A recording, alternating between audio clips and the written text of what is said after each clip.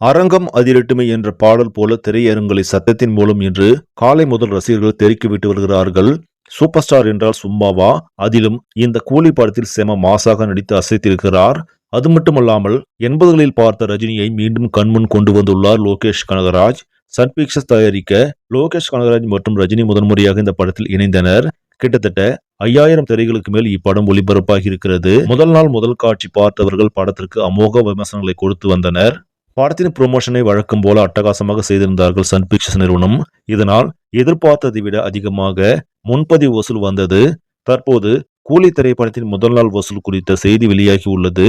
அதன்படி இப்படம் முதல் நாளில் உலக அளவில் 175 கோடி வரை வசூலித்திருப்பதாக செய்திகள் தெரிவிக்கின்றன.